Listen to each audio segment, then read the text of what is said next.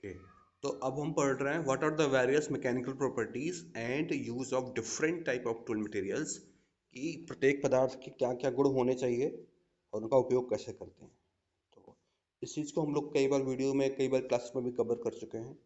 तो हर प्रकार के टूल में के मटेरियल में कोई ना कोई प्रॉपर्टी अवश्य होती है जो उसे अन्य मटेरियल से बेहतर बनाता है।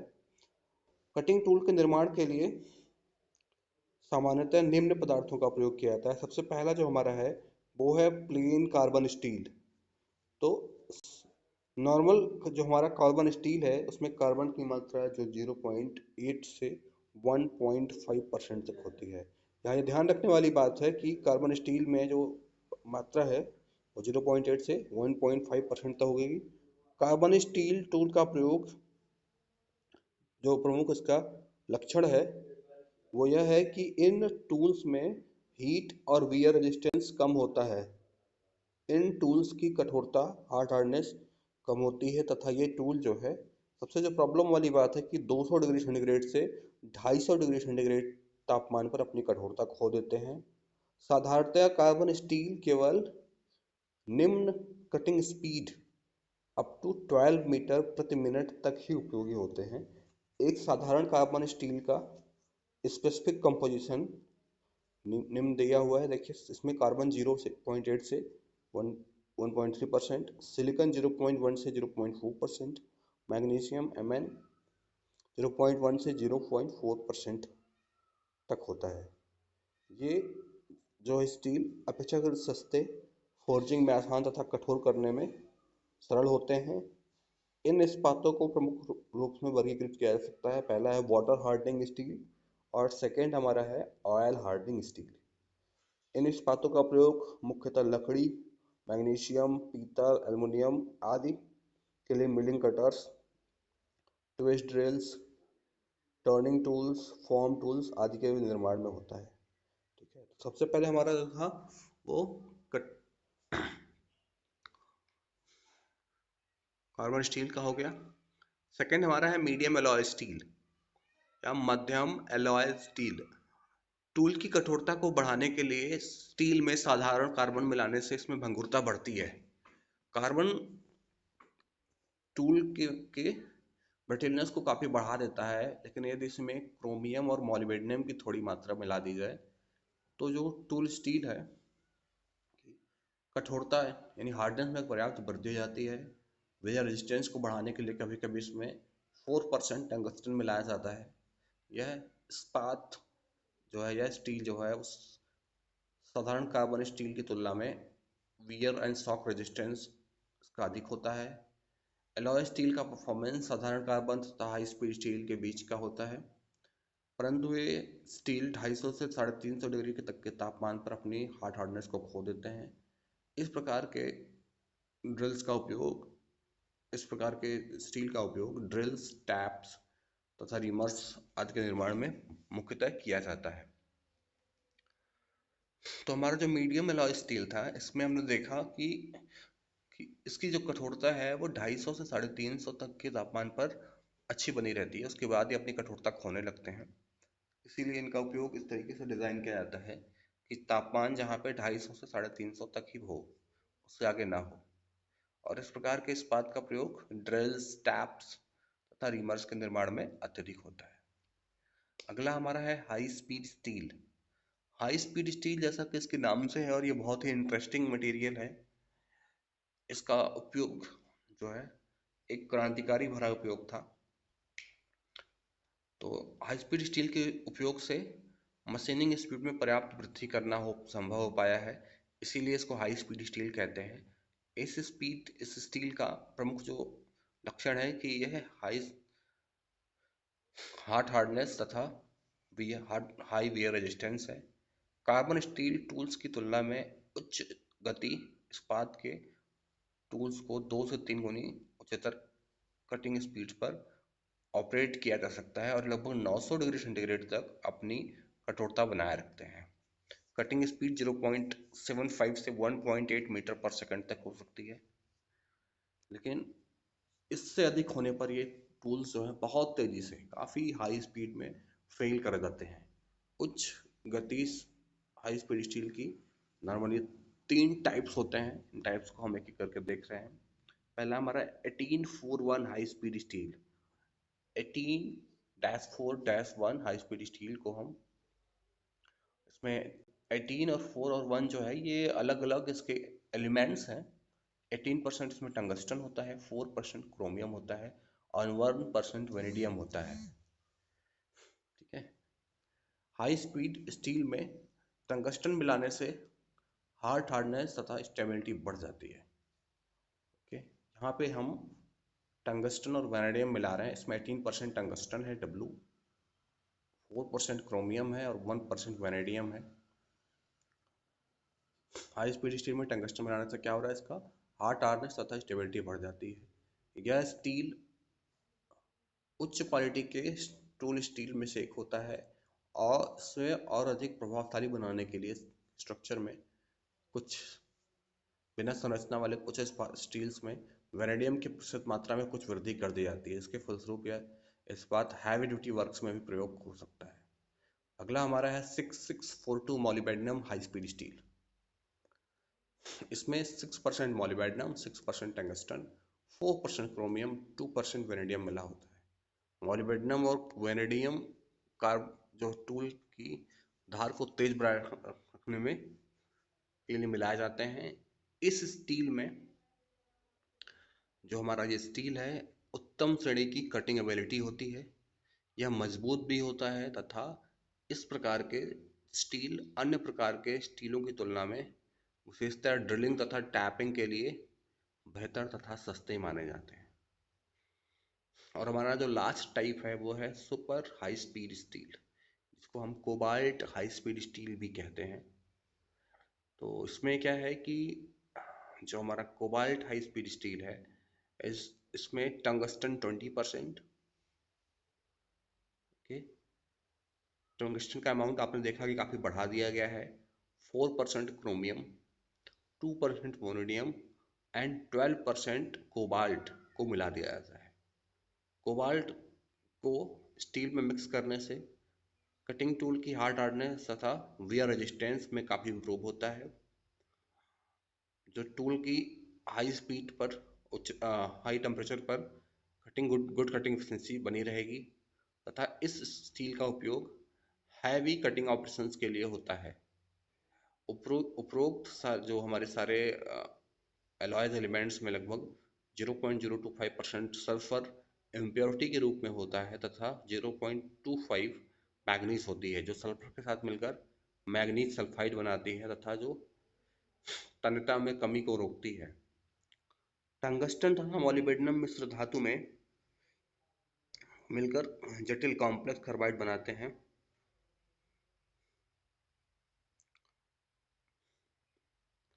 टंगस्टन तथा मॉलिब्डेनम मिश्र धातु में जटिल कॉम्प्लेक्स कार्बाइड बनाते हैं। इससे उच्च हॉट हार्डनेस प्राप्त होती है। कोबाल्ट के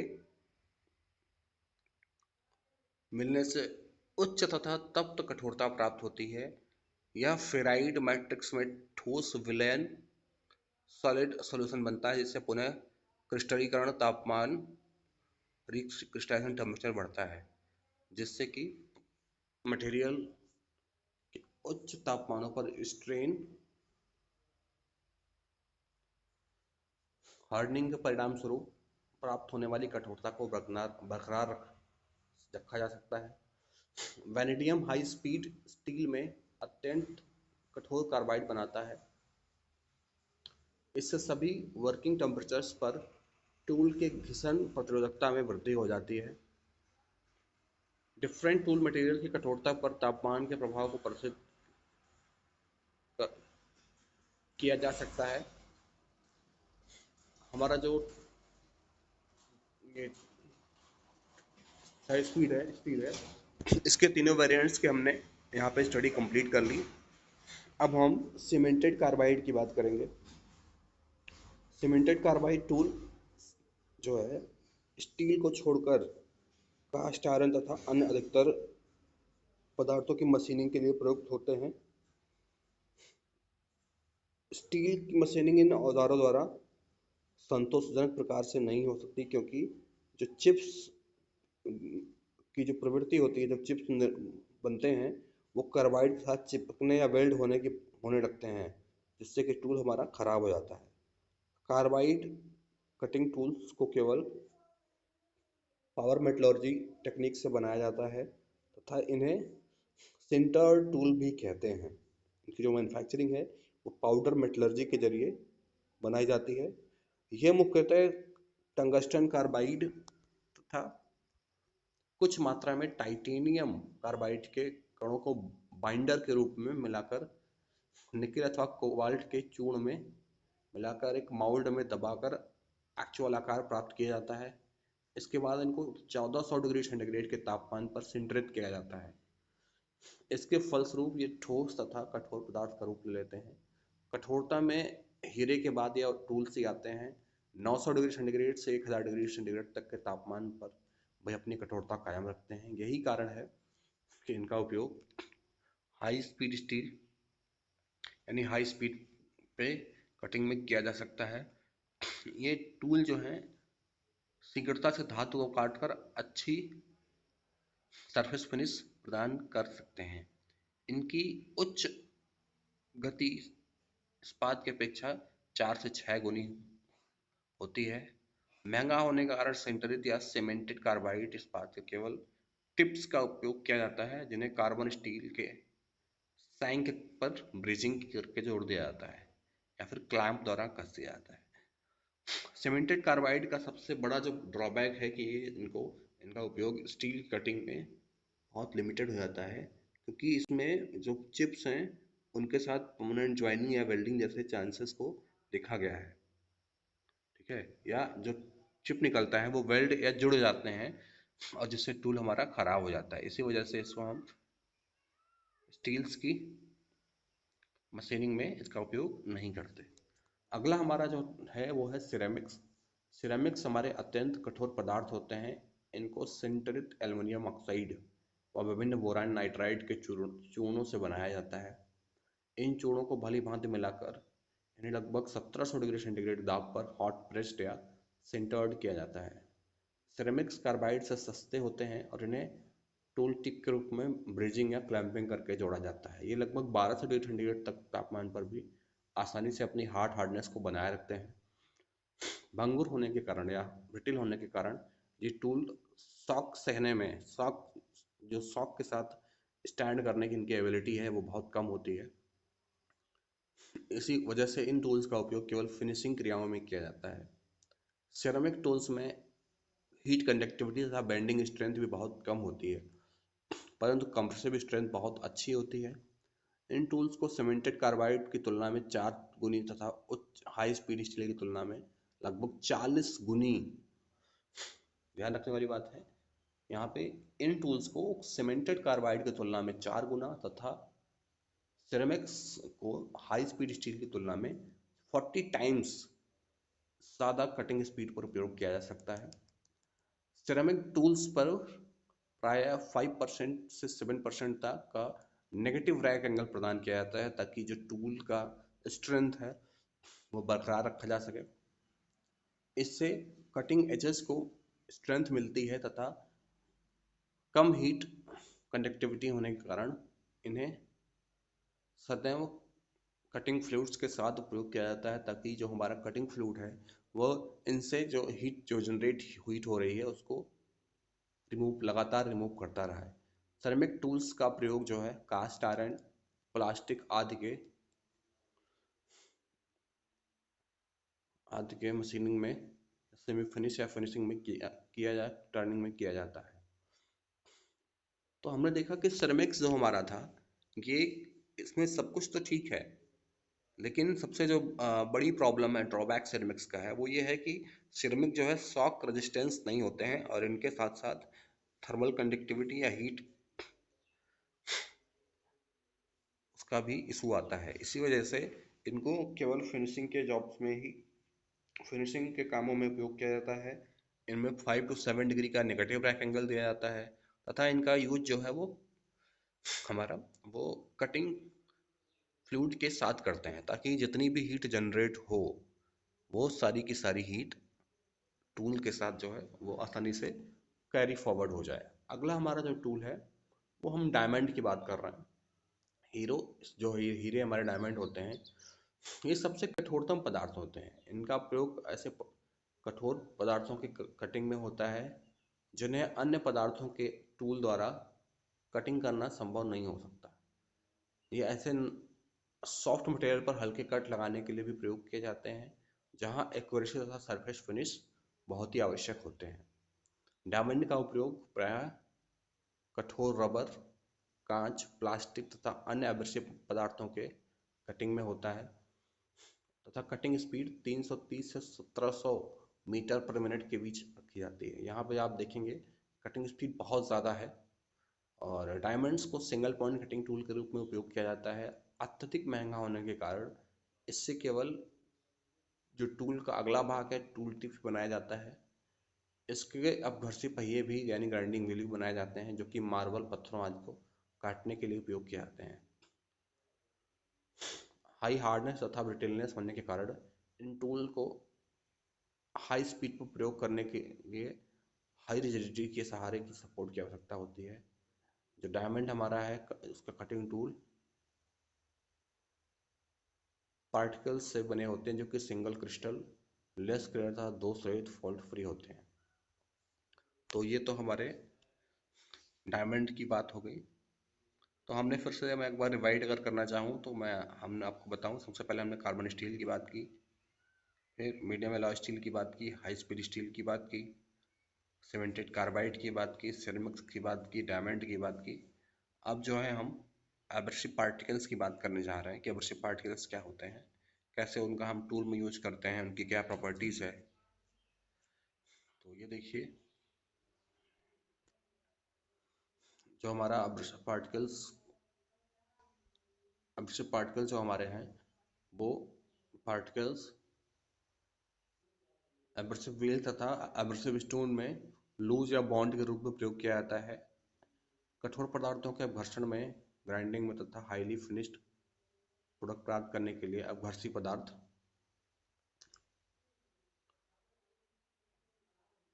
का उपयोग किया जाता है। अपघर्षी पदार्थ मुख्यतः दो प्रकार से होते हैं जो कि एब्रेसिव वर्क्स में उपयोग किए जा रहे हैं। पहला हमारा एल्युमिनियम ऑक्साइड Al2O3 है जिसको कोरंडम के रूप में नाम से भी जाना जाता है। दूसरा सिलिकॉन कार्बाइड है।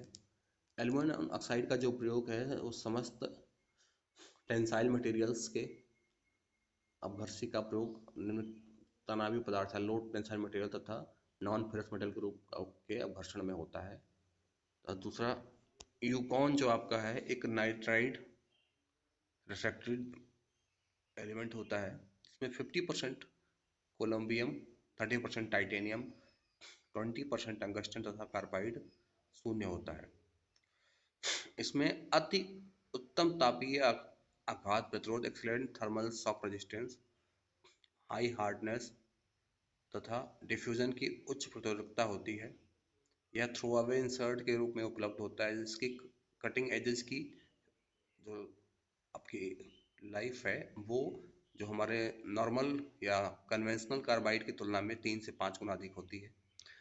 यह 200 BHN के इस्पात पर 250 से 500 मीटर पर मिनट की गति से कटिंग कर सकते हैं। क्यूबिक बोरान नाइट्राइड, यह पदार्थ जो हमारा आखिरी है, यह नाइट्रोजन तथा बोरान के परमाणुओं से मिलकर बनता है जो कि एक विशेष संरचना में बंधे होते हैं। यह संरचना हीरे के क्रिस्टल के समान होती है। यह उच्च कठोरता तथा उच्च ऊष्मा चालकता रखता है। यह रासायनिक रूप से निष्क्रिय होता है। इस पदार्थ का उपयोग अपघर्षण पहिए के रूप में हाई स्पीड स्टील तथा स्टेलाइट के कटिंग टूल्स का अपघर्षण करने के होता है। यह पदार्थ कठोरता में हीरे से ही कुछ कम है, लेकिन यह हीरे की तुलना में सस्ता भी होता है तथा ये पदार्थ इंडेक्सेबल इंसर्ट के रूप में उपलब्ध होते हैं। इन पदार्थों का जो उपयोग है वो कठोरीकृत hardened tool steel, chilled cast iron तथा उच्च सामर्थ्य वाली मिश्र धातुओं एलॉयज आदि के रूप में किया जाता है। और हमारा जो अगला टूल है वो स्टेलाइट है। इसके बारे में हम आगे देखेंगे स्टेलाइट्स क्या है, कैसे है।